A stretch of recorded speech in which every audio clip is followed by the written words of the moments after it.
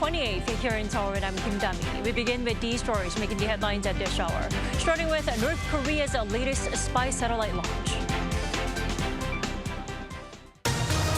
The North said Tuesday that its attempt to launch a new rocket carrying a military reconnaissance satellite on Monday night ended in failure. Seoul and Washington condemned the move for risking regional security.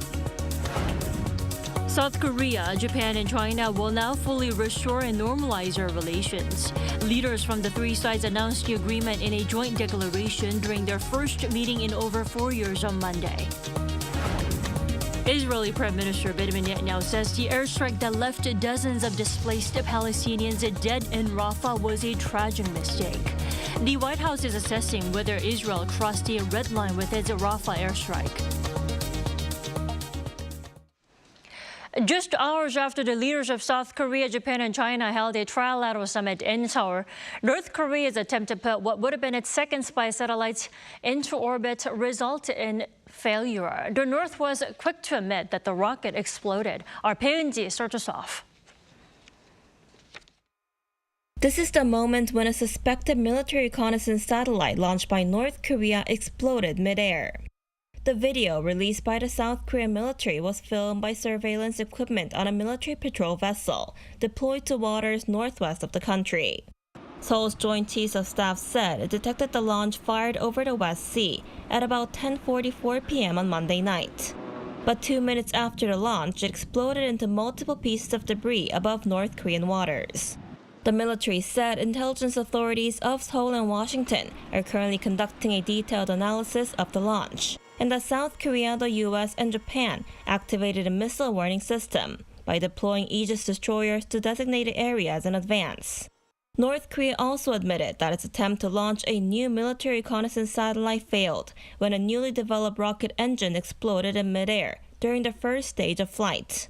Citing its Deputy Director General of National Aerospace Technology Administration, the regime's state media said initial analysis showed this was due to a newly developed liquid fuel rocket motor, but other possible causes are being investigated.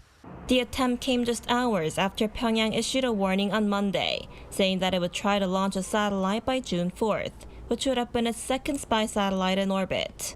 The Japanese government earlier issued an emergency warning for residents in the south to take cover from the possible threat, before lifting the warning, saying the rocket was not expected to fly over Japanese territory. But the Japanese Defense Minister Minoru Kihara said they would continue to work on monitoring signs of threats and analyzing information, as the North may attempt another launch within the notified period. Peunji, Arirang News. And Seoul immediately slammed Pyongyang for putting the peninsula at risk. Washington also called out on the North, saying the launch defies multiple UN Security Council resolutions. Our Lee Soo-jin has more. South Korea and the United States have both heavily criticized North Korea's attempt to put another spy satellite into orbit. During a meeting led by the director of the National Security Office, Chang Ho-jin, on Monday night, the launch was condemned as a violation of UN Security Council resolutions, regardless of whether it failed or not. During the meeting, attendees also called the launch an act of provocation that threatened peace and security on the Korean Peninsula, Northeast Asia, and the international community. The presidential office said that South Korea's Joint Chiefs of Staff detected the launch of North Korea's so-called military reconnaissance satellite at 10:44 p.m. The U.S. Indo-Pacific Command said in a statement on Monday local time that it condemns the launch as clear violation of several UN Security Council resolutions. The statement also said that the launch involved technologies directly related to North Korea's intercontinental ballistic missile program, and that the U.S.'s defense commitments to South Korea and Japan remain ironclad. Meanwhile, Japan's defense minister Minoru Kihara called the launch a serious challenge to the entire world. North Korea's state media announced that the launch of the satellite carrier rocket failed when it exploded in mid-air during the first stage flight soon after liftoff due to a suspected engine problem. Lee Soo-jin, Arirang News. Leaders of South Korea, Japan, and China Monday made an agreement to bring their relations back to normal, meaning their trilateral cooperation will now be broadened across numerous areas. Our correspondent Kim Do-yeon reports. Fully restoring and normalizing relations was a key goal for this 9th Trilateral Summit between South Korea, Japan, and China, which resumed after 4 years and 5 months. And on Monday, President Yoon, as the host of the summit, says it did just that.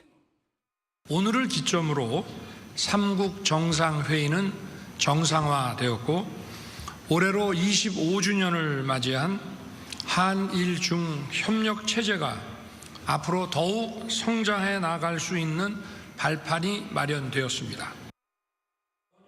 They also acknowledged that they share some of the key issues such as aging demographics and supply chain disruptions, and by working together, they can resolve them. Since the last trilateral summit, the international community has faced diverse, complex and interconnected problems. Additionally, there are significant common issues among our three countries, such as low birth rates and aging populations. We agree that in the face of new challenges and opportunities, South Korea-China-Japan cooperation must demonstrate new responsibilities and actions. The summit comes after months of efforts by South Korea to make it happen. And President Yoon, on top of normalization of the relations, has emphasized tangible results for the citizens. In fact, the joint declaration the three adopted laid out the resumption of many dialogues between the three parties on top of specific actions they will take going forward. There were 6 main parts: civilian exchanges, climate change, the economy, public health, science, and disaster relief. Some tangible results were announced through the declaration. For the people-to-people exchange, the three will designate 2025 to 2026 as the year of cultural exchange among the three countries. For climate change response, they will collaborate with Mongolia to reduce dust and sandstorms in East Asia. And in terms of the economic and trade aspect, they will continue discussions to speed up trilateral FTA negotiations. In terms of public health and aging societies, the three will tackle future infectious diseases, and they adopted a separate joint statement on this. For science and tech cooperation, the three will resume the Trilateral Science and Technology Ministers meeting. 이번 회의에서 채택된 공동 선언은 우리 3국이 민생 증진과 영내 평화와 번영을 위해 긴밀히 협력하겠다는 의지를 담고 있습니다. Next up as the host is Japan, and the leaders agreed that they look forward to the 10th summit without notifying when it will take place. 김도현, Arirang News. Monday's Trilateral Summit also set the tone for tightening economic cooperation. At a separate business summit, the leaders and business heads couldn't agree more on further expanding trade partnerships. Our Moon Hae-yeon has the details. As neighboring countries, South Korea, Japan, and China's economies are closely linked, celebrating 25 years of trilateral cooperation this year. At the 8th edition of a business summit on Monday afternoon in Seoul, the leaders and 240 business heads came together to discuss a wide range of regional topics. Japanese Prime Minister Fumio Kishida remarked on the common challenges the countries face, such as aging populations, while Chinese Premier Li Qiang spoke of deepening industrial cooperation as Beijing looks to stabilize its supply chain network. President Yoon commented on the need for the neighbors to respond to global issues together, as well as further developing trade agreements. 3국 간 교역 투자 플랫폼인 RCEP의 활용도를 높이는 동시에 2019년 이후 중단된 한일 중 FTA 협상을 조속히 재개하여 경제 협력 기반을 업그레이드해야 합니다. Accounting for nearly a quarter of the world's GDP, the three countries have attempted to facilitate easier trading in the past. Negotiations on a free trade agreement began in 2012, with 16 rounds of talks since then. FTAs abolished tariffs and barriers, but progress on a trilateral agreement has been slow for a variety of reasons. The last negotiations were in 2019, and factors including COVID-19 and Beijing-Washington tensions have hindered progress. Other economic partnerships, such as the China-led CPTPP and Japan-led RCEP, have also diverted attention away from the trilateral FTA. However, economic relations between Seoul and Tokyo have improved, with resumed finance leader talks last year ending a 7-year hiatus. But Japan falls behind the likes of the United States and China when it comes to South Korea's exports, and an expert explains why FTA negotiations between the two have been slow, and what Seoul is attempting to achieve through a free trade agreement with Tokyo. Even though Korean products are pretty good and less expensive, they are sticking to their own product. So main target of Korean, government and Korean corporations are, penetrating into Japanese market. As for trade relations with China, it was formerly the country's biggest destination for exports before the US took over. Data from the Bank of Korea show that the value of outbound shipments to the US overtook those to China for the first time in 21 years in the first quarter of this year. But the Sino-Korean FTA that was set in motion to cover goods trade could now be expanded to the services sector to include tourism and culture. The expansion of free trade agreements in other areas like services and investment, and the interaction of people that are most important, and that is in the traditional kind of interest of free trade agreements. So I think it is a necessary and a natural process of development. With these negotiations between Seoul and Beijing scheduled for next month, and Yoon's urging to resume FTA talks, attempts to strengthen economic ties are definitely underway. Moon Tae-ryun, Arirang News. Seoul's foreign ministry announced Tuesday that it has revamped its units to bolster regional strategies and intelligence gathering, while downsizing the department handling North Korean nuclear issues. Tentatively called the Office of Strategy and Intelligence, it has 4 units under its wing: strategy and policy planning, diplomatic intelligence, the Korean Peninsula policy, and international security bureaus. The ministry said the move is to realize the government's vision of becoming a global pivotal state and respond more strategically to the complex challenges globally. The Foreign Ministry in March announced the reorganization plan, citing the changing diplomatic and geopolitical landscape, including the deadlock in nuclear talks with the North.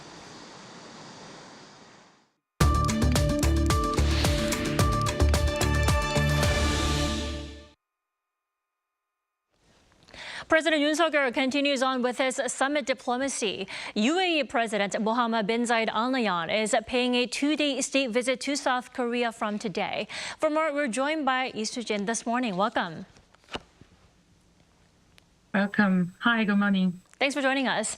This is the first such a visit to the country by a UAE leader. The question is, what took so long for such a visit to happen? This state visit is highly anticipated. It was supported to happen last October, but due to the regional issues, Hamas and Israel-Gaza war caused an uncertainty in the Middle East, and the UAE announced the postponement of the state visit to Korea. Right, and Seoul's top office says it'll do its best to host the UAE leader with, all respect. What does that say about South Korea-UAE relations? Last year, President Yoon and the First Lady visited the UAE, and they were greeted by the UAE President Mohammed bin Zayed Al Nahyan, including air shows, and 20 minutes of the official welcoming ceremony was held at the Qasr Watan Palace. And it matches a typical high-level state visit protocols, and this reflects a importance of the relationship between the country. And President Yoon received an honor guard welcome on a trip to a United Arab Emirates and was greeted by the Emirates leader Mohammed bin Zayed Al Nahyan. An honor guard of traditionally dressed Emirates greeted President Yoon and the First Lady, and they toured life roads alongside troops on the camelbacks. And inside the palace, a military band played a Korean and Emirates national anthems. So to the Korean government, the UAE is an important partner, as well as we are all aware. And former President Moon Jae-in and Park Geun-hye visited the UAE twice during their term. And in particular, the UAE became the first Middle Eastern country to upgrade its relationship with Korea. to a special strategic partnership.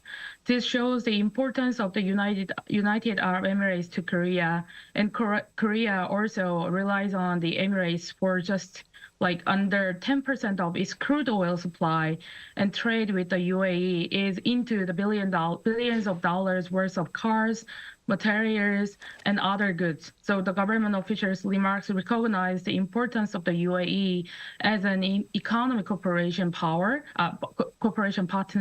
and it is expected that the government will prepare a level of greeting ceremony similar to that of his visit to the UAE. Definitely. You mentioned this. President Yoon made his state visit to the UAE back in January last year. And there he secured UAE's promise to invest $30 billion in South Korea's nuclear power, arms, and energy sectors. Should we expect a similar deal to come out this time? Hopefully, yes. Korea already reached a $3.5 billion with the UAE in the 2022 to sell an advanced air defense system. And Korea also has the biggest project, which is a Baraka nuclear power plant, the first attempt to build atomic reactors abroad. Also, during last year's visit, the UAE pledged $30 billion in investments. So not only nuclear power and arms cooperation for investment, but there is also a huge room for cooperation with the Korean government and the UAE.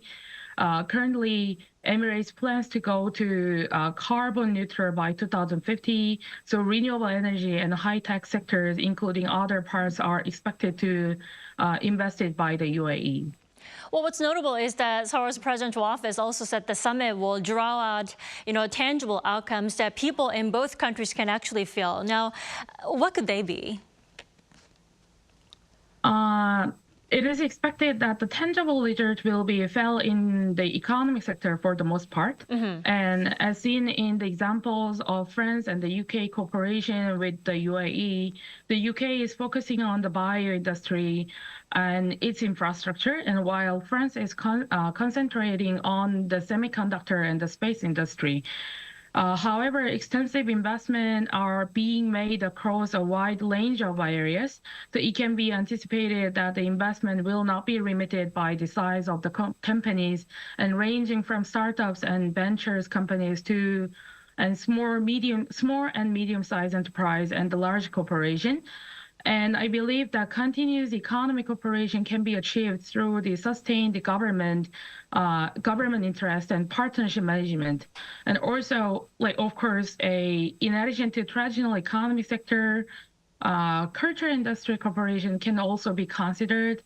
And given the Korean wave and the popularity of Korean culture in the Middle East and the UAE, it is very predicted that through cooperation in this sector, tangible results that the public can directly experience will emerge in the future. Indeed. All right. Thank you so much for your insights this morning. We appreciate it. You have a wonderful day.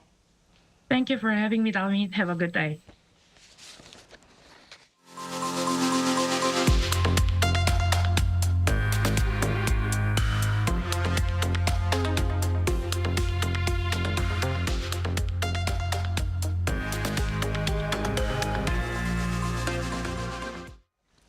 Israeli Prime Minister Benjamin Netanyahu said Monday that the airstrike that killed dozens of displaced Palestinians in Rafah was a tragic mistake.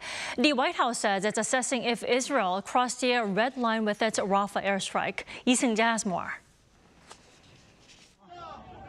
At least 45 people were killed and more than 200 others injured after an Israeli airstrike at a refugee camp in Rafah. In response to the casualties, Israeli Prime Minister Benjamin Netanyahu called the strike a tragic mistake. In Rafah, we already evacuated about 1 million non-combatant residents, and despite our utmost effort not to harm non-combatants, something unfortunately went tragically wrong. We are investigating the incident and will reach conclusions because this is our policy. Netanyahu added that while every non-combatant that is hurt is a tragedy, for Hamas, it's a strategy. According to the Gaza Health Ministry and Palestinian medics, most of the casualties were women and children. Washington has long warned Israel to make sure there are limited civilian casualties in Rafah. But with dozens killed in the recent airstrike, the White House is now assessing whether Israel has crossed the line. U.S. officials speaking to media outlet Axios said that the Biden administration is assessing if the airstrike is a violation of what President Biden called a red line, adding that a humanitarian crisis due to the mass displacement of civilians from Rafah could also constitute a violation. Meanwhile, the EU has decided to resume its mission to directly manage and monitor the Rafah border crossing for the first time in 17 years.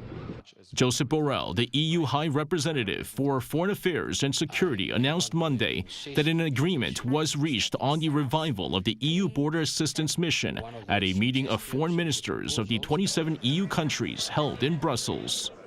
The mission was first organized in 2005 by the EU to be dispatched to border areas marred in conflict to monitor, control, and manage the flow of people and goods as a neutral third party.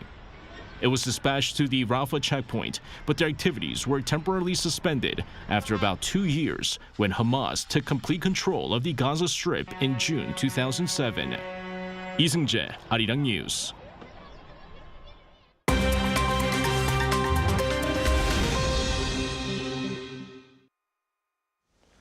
Good morning, I'm Kim Si-young, and now we turn off to stories from around the world.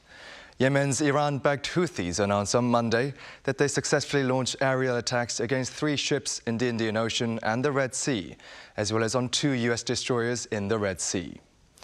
Via televised speech, Houthis military spokesperson Yahya Sari named the attack ships as American Largo Desert in the Indian Ocean, the Israeli ship MSC Mishela in the Indian Ocean, and the Minerva Lisa in the Red Sea. Sari did not name the 2 U.S. destroyers, and none of the ships have confirmed any damage. Sari added that the attacks are to support the oppressed Palestinian people until the aggression is stopped and the siege on the Palestinian people in the Gaza Strip is lifted. The Houthis have carried out multiple aerial attacks against international ships in the Red Sea and Indian Ocean region since last November. Russia will build a small nuclear power plant in Uzbekistan, a first in post-Soviet Central Asia. That's according to Uzbek President Shavkat Mirziyoyev at a meeting with Russian President Vladimir Putin on Monday.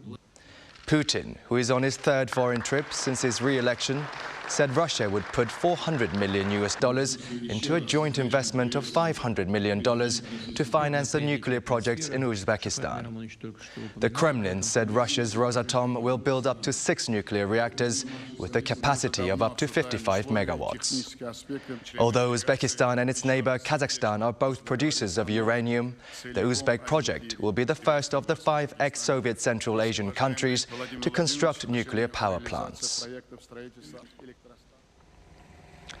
Moving over to South Asia, where at least 16 people had been killed as of Monday as Cyclone Remal crashed into coastal parts of India and southern Bangladesh.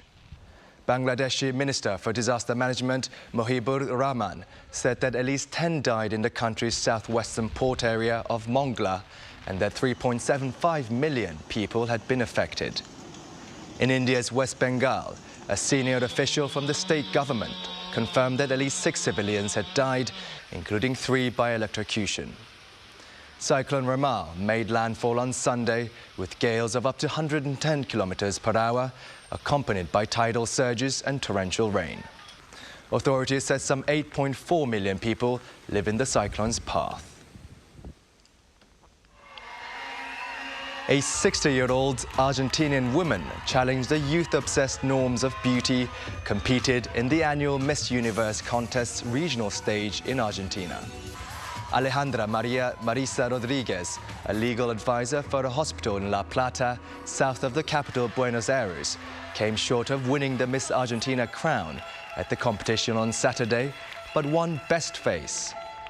Rodriguez's inclusion attracted the attention of the world's media as it came in the first year since the Miss Universe beauty pageant scrapped its long-standing age limit. The contest, which began in 1952, only allowed women between the ages of 18 and 28 to compete until last year.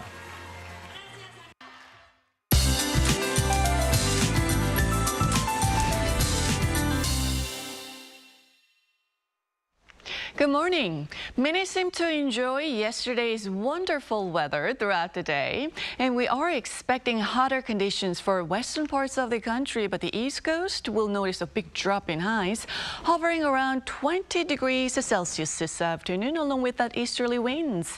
And there will also be spotty rain for parts of the East Coast and passing rain for inland regions of 전라남도 and 경상남도 province. Meanwhile, tons of sunshine is in the forecast for the rest of the country.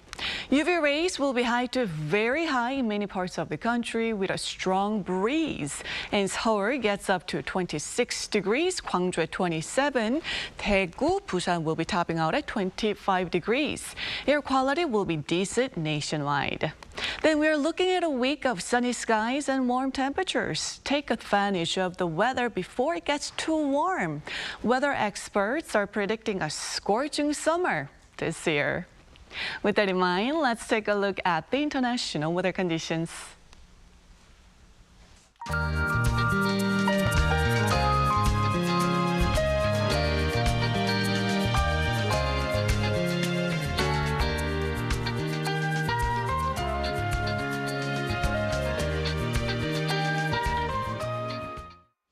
We thank you for watching New Day at Arirang. We'll be back tomorrow for Wednesday's edition at the same time, 9 a.m. Korea time.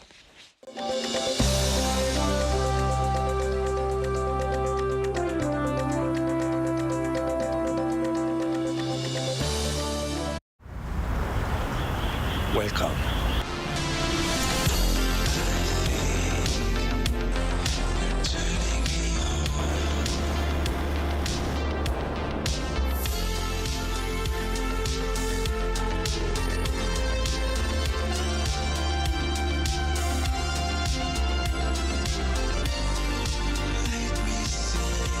(24시간) 불이 꺼지지 않는 나라. 감당할 수 있겠니? Welcome.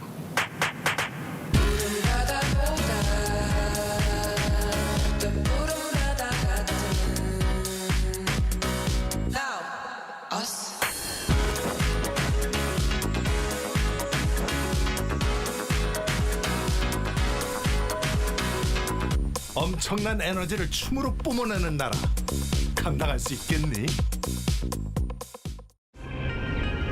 한국에 오면 먹어야죠.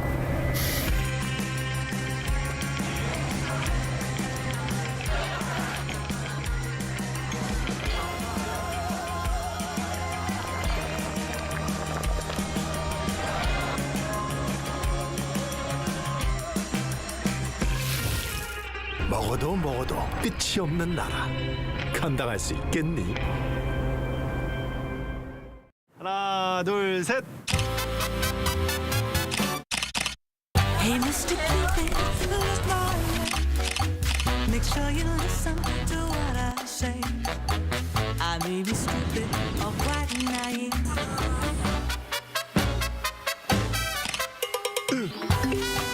끝없이 쏟아지는 포토스팟. 휴대폰 한 대로 감당할 수 있겠니? Arrow straight through my heart.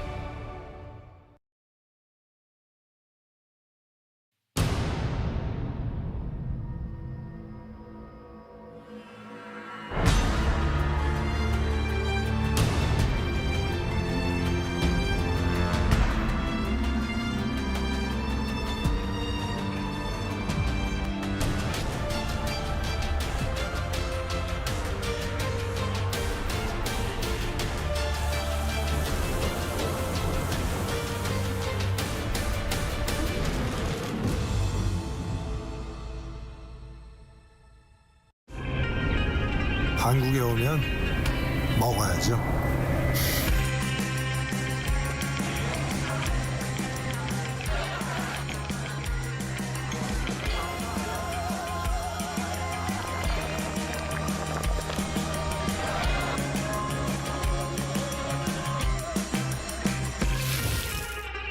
먹어도 끝이 없는 나라. 감당할 수 있겠니? 하나, 둘, 셋. Hey, Mr. Cupid, who's mine? Make sure you listen to what I say. I may be stupid or quite naive.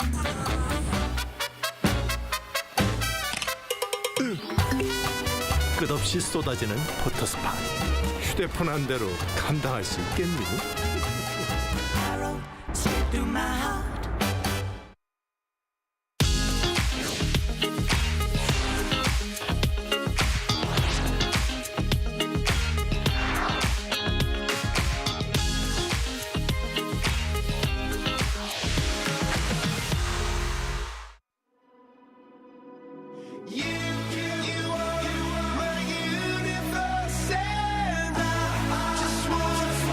We're here to bring a new type of news show. New insights, new styles, and new topics every day. We are News Generation. Bringing news just for you. It's Tuesday, May 28th here in Seoul. I'm Song Yujin, and you're watching News Generation. Joining us today is Choi Ji-hee. Happy Tuesday. Happy Tuesday. And Cheska Dain-ho. Happy Tuesday, everyone. Now, both are here to speak on behalf of people in their 20s and 30s. Now, as usual, we're going to start with our news feed, which covers different hashtags and news items that have been trending online over the past 24 hours. The mock test date for the Korean college entrance exam, known as Suneung, has been set for June 4th. The Korea Institute for Curriculum and Evaluation, the test administrator, announced the official date on Monday. More than 470,000 test takers have signed up for the mock exam, an increase of over 14,000 from last year. High school graduates and older students, often those retaking the test, make up 18.7% of the total, the second largest proportion since 2011, when relevant data first became available. The actual Suneung exam will take place on November 14th. Now, moving on, staying here in the country, in the travel industry, insiders are optimistic that the number of outbound travelers in Korea is on track to recover to pre-pandemic levels, that is before 2020. From January to April this year, 11.3 million people traveled abroad from Incheon International Airport, an increase of almost 47% compared to the same period last year. Month by month, the number of outbound travelers was 800,000 to 1 million higher than last year. Major travel agencies in Korea have also seen their first quarter sales more than double compared to last year. But with the peak hot summer holiday season yet to come, these numbers are likely to continue rising. Finally, the controversy surrounding star dog trainer Kang Hyung-wook is continuing online. 2 weeks ago, someone who claimed to have worked at Kang's dog training business accused him and his wife of workplace harassment and spying on employees on an online job search platform. In response, the couple uploaded a 55-minute video on their YouTube channel rebutting these accusations. However, others who identify as former employees have also refuted this, claiming they have recordings of Kang's verbal abuse and that they have contacted a lawyer who has agreed to provide free legal representation. Now, as a result of these accusations, public broadcaster KBS canceled the airing of its weekly program featuring Kang, and this instead is actually showing no signs of ending soon, with accusations and rebuttals going back and forth, as you can see. Initially, public opinion leaned towards the ex-worker, but after Kang's video, it seems to have shifted in his favor. But now, with this latest refutation, what are your thoughts on how this situation is unfolding in general? You know, I'm going to be very careful here because as the part of the public, we only have very limited information as to the details of what actually transpired, right? But I do believe that similar to the Min Hee-jin and Hive case, this is sort of a classic sort of personal vengeance and contention that has been unresolved between the employee and the employer. Meaning, you know, there's a hierarchical relationship and difference in terms of the needs and the wants of the people that are involved. So in that respect, I think the parties do find I do hope that both parties do find a happy resolution, and it seems that whatever is happening between the two must be resolved between them. And I think the public has to be very careful about making uneducated guesses, and driving the public opinion to one way or another, because as you mentioned, once the information becomes more revealed, it seems like both the media and the public is swaying from one extreme to the other. And as we have discussed multiple times here at News Generation Studio, it can be very, very dangerous to a lot of the parties that are involved. Right, because the situation hasn't ended yet. We're still learning new information about the situation. And once again, as you mentioned, we weren't at that very spot when that situation happens. Yeah, so we should definitely be careful of what kind of comments or judgments that we make on the situation. Now, what are your thoughts, Chi? Well, to be frank, I believe in the saying, there's no smoke without fire, or where there's smoke, there's fire. Therefore, if there are rumors, I think they should be at least partially true, because I don't think the former employees of Kang would have lied about how they were mistreated to get anything out of Kang. However, I'm also against the media and the public's witch hunt on an individual figure. And I don't think this is a matter that should be covered in depth for days and days, since public sentiment is so easily swayed by what they see and hear online. The media should be more cautious and consider how simple words and repeated reports can really take a toll on the mental health of an individual. If the wrongdoings of Kang may have the wrongdoings that Kang may have done in the past turn out to be true, then he should apologize sincerely. Definitely, yes. And also compensate for his actions. But until then, this practice of witch hunting should really stop. Right. So as being part of the public, it would be better if we remain neutral until we get more details and see how the situation is resolved. And that was our news feed for this Tuesday. So we're now going to move on to our main discussion of the day. Now, we mentioned this actually in our news feed a few weeks ago, but May is known as festival season for universities here in Korea. So for our viewers, have you ever been to one of these campus festivals? Well, if not, let's first take a look at the screen. Campus festivals in Korea have a long history, going back 600 years. The first recorded campus festival was at Seongyungwan University, the most prestigious educational institute during the Joseon Dynasty. On a designated day each year, the school opened its doors so students could invite their families to enjoy food and play games.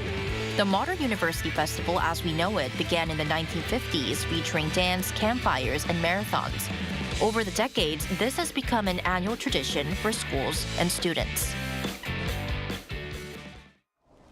Right, so as mentioned in the VCR, today we're going to talk about university or campus festivals here in Korea. And starting off, for those who aren't really familiar with Korea's campus festivals for our viewers abroad, Chi, could you please walk us through what these festivals are? Sure. So many universities actually hold these festivals in May when the weather is just perfect. Yes, ideal for any sort of outdoor activities here in the country.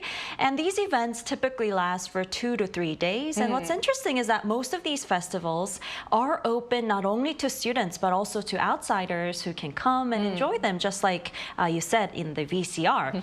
And these festivals are typically presented in various forms, such as holding mini bars or salons. These are hosted by different majors. And there are also concerts featuring famous artists and also performances and exhibitions by school clubs like the bands, the dance and art clubs as well. So during the festival season, you can really be immersed in so many different fun activities, performances, games, foods, and different kinds of beverages as well. The list just goes on and on. It seems really, really fun and interesting. But Cheska, as we just saw in the VCR, campus festivals have been around here in the country for decades. Now, before the main event seemed to be the student-run booths that Chi mentioned, for example, that sell food and drinks and also performances by student clubs. But it seems that the focus or the highlight of these festivals is changing these days. Absolutely. And just before we go on, I saw some of the games that they played, and I really wish I could do some of the body slamming with the tubes on. They look like so much fun.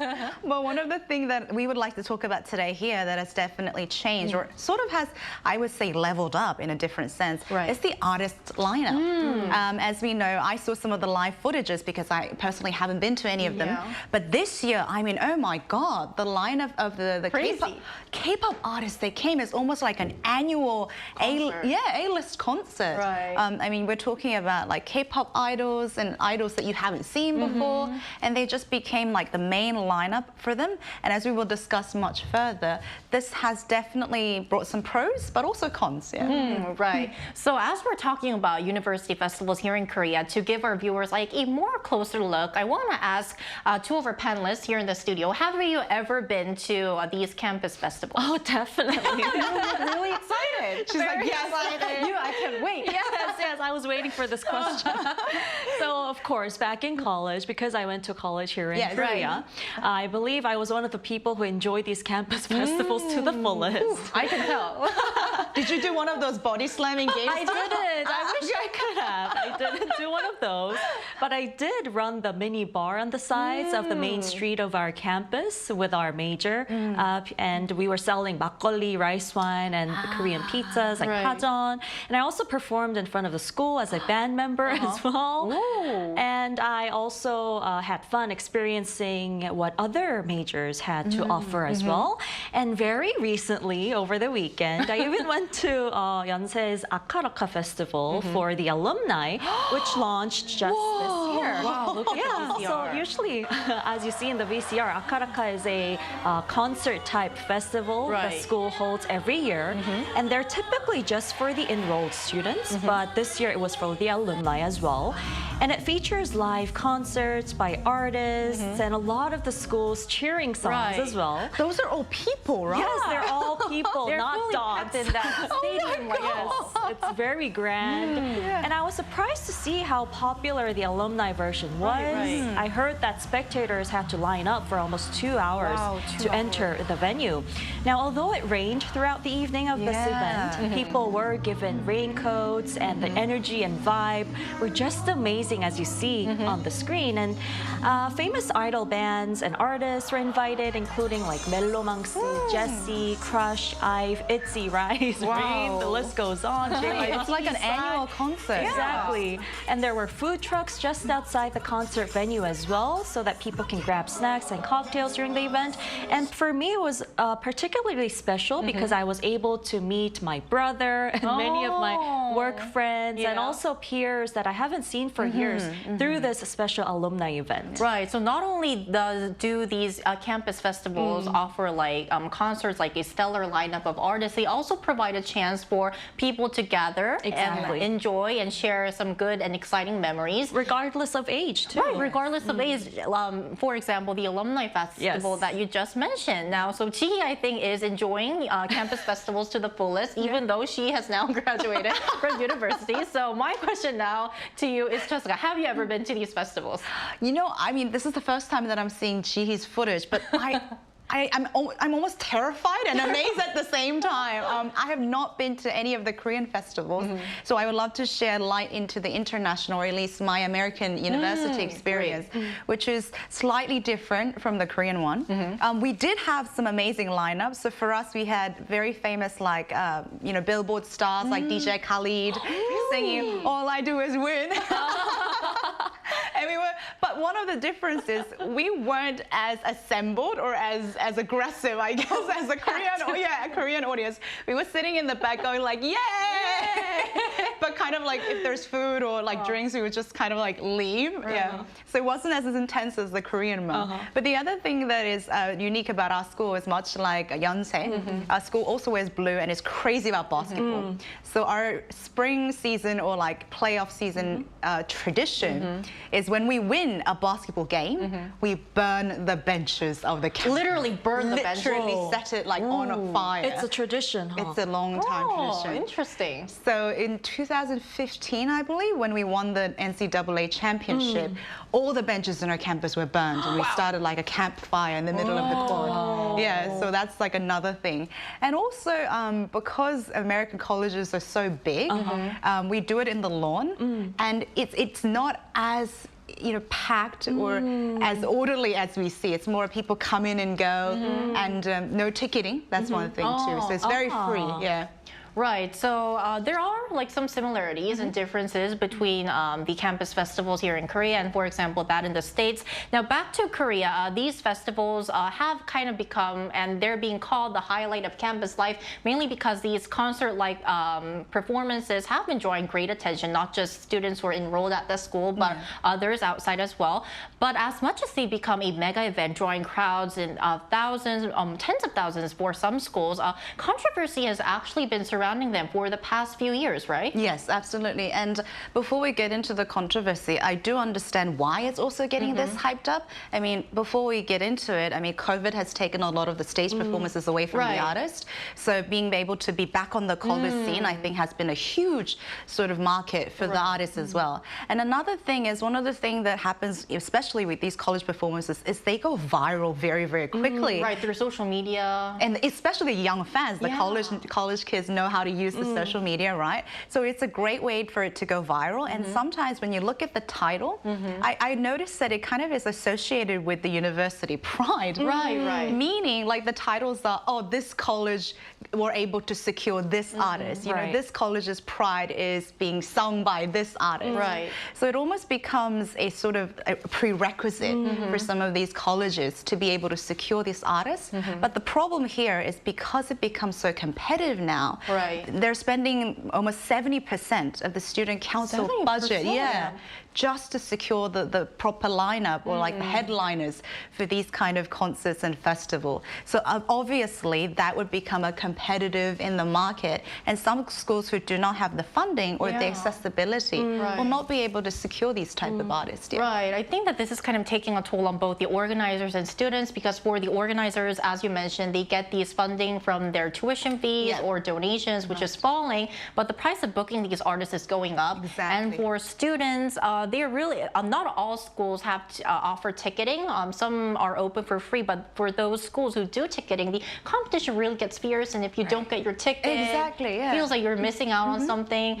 And talking about like ticketing for some countries, for some universities, I heard that some problems have arisen for these, for buying tickets, because the competition is so fierce. That's right. So to add on to what you've been saying, due to the popularity of these concert-type festivals in particular, because they feature well-known artists, some schools are restricting entrance to only enrolled students or alumni, excluding outsiders.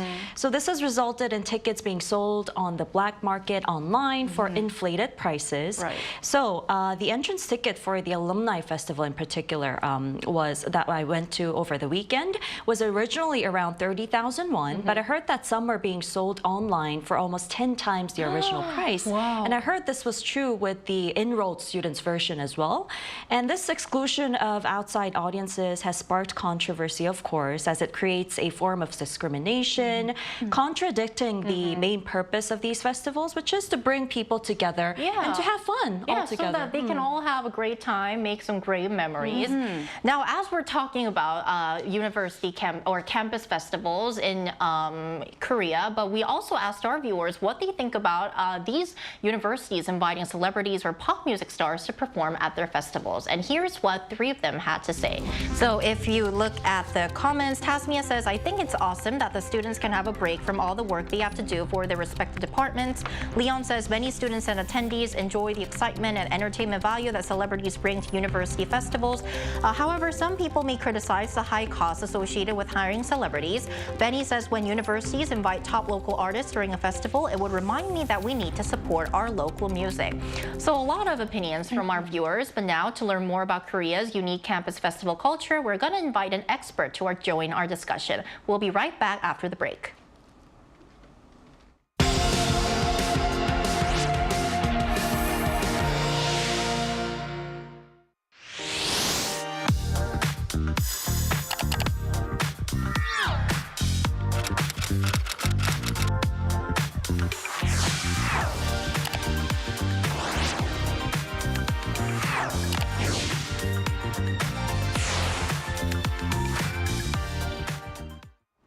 We're back. So today we're joined by Hannah Chun, Associate Professor at Ewha Women's University's Graduate School of International Studies. Welcome, Professor Chun, to the show.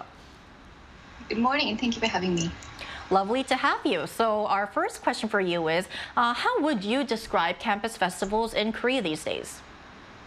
Well, I think it was mentioned also by the panelists, but I think it's really nice for us to see festivals kind of back after the pandemic, and it's really a chance for students to enjoy campus life and also kind of foster a sense of pride in the university. As was also mentioned, I think the highlight for any festival these days has been kind of a university's lineup of K-pop artists and celebrities, because there's such a big draw for current students, and as mentioned before, a sense of pride for students from that university, and maybe even a source of envy for those from other universities. I think Ji-hee mentioned Akaraka before. My husband, when he was a university student, he would mention that the main event at that time for Akaraka was actually Pinkul. So very early generation K-pop idols, and so we had this from years before. And of course, I think that might also fuel the kind of friendly rivalry with other universities as well. I think going to festival these past couple of years, it also really gives students a chance to increase their own visibility and also to raise funds through their kind of stalls and booths. So I think there's a lot of anticipation for university festivals, and planning, I think, has become much more strategic. I see. Well, have you noticed any differences then between today's campus festivals and those from the past when they used to feature Finkel? What do you think are the pros and cons?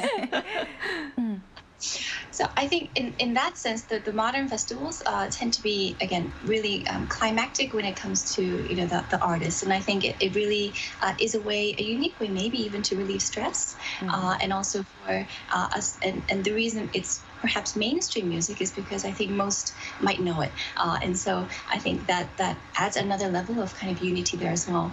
Even for me as a faculty member, I enjoyed visiting the festival. I wasn't able to see Channabi, who performed at at our own festival, but I remember watching a lot of the reels and rewatching because they did a lot of behind the scenes, and it was just really nice to see our students singing along with the band. And I'm very biased, but our students have the best, most beautiful voices. And so I think from a unity perspective, I think it's great. But as was mentioned before, I think one challenge that we also see with festivals is primarily financial. They're meant to be a big draw, so that requires significant investment. There are also security issues as well that I think universities try to consider. We might have overextending of budgets, and I think for some universities, especially outside of Seoul, the Seoul metropolitan area, it's much more difficult to attract popular artists because it's more expensive. And so even though we see a kind of level of unity within campuses, we might actually see more disparities between universities, especially as these festivals become bigger and grander. I mean, Professor, you mentioned it so eloquently, but just to wrap up, I mean, obviously festival is very important for student experience. What is one thing that you would like to see the Korean campus festival sort of take in terms of future direction? If we can end on a lighter note, I think Jessica mentioned like the body slam game. Yeah. And so I would love faculty to be even more involved. I think maybe even events like, in the States, I remember things like throwing a pie in a professor's face or something like that. Yes. That drop of unity and maybe even fundraising. But I think it's just a nice time to enjoy the festival and the beautiful weather with the entire university family. That sounds really beautiful. All right, Professor John, thank you so much for your wonderful answers today. We really appreciate it. Thank you so much. Thank you. Thank you. Great. So ending off, my question to you, Cheska. Yes. Extending on the professor's answer, yes. What kind of changes would you like to see in campus festivals? Just to add on to what she said, I mean, I was actually going to talk about the American commencement speech. So in the American commencement, we invite very, very important and renowned people that is hard to see, like Oprah Winfrey, like Taylor Swift, and they come and deliver a speech. Hopefully at campus festivals, it might be really cool to be able to see these people that you never get to see in your real life. Yeah. Very inspiring and very motivational. So hope to see that we could get to see more campus festivals becoming more inclusive and also inspiring and fun at the same time. And until then, we'll be here every day from 9:30 to 10 a.m. Korea time, bringing you more topics young people are talking about. Special thanks to Chiji. Thank you. And Cheska Dainha. That is always mine. Thank you. And thank you everyone for watching, and we'll see you tomorrow. We are News Generation.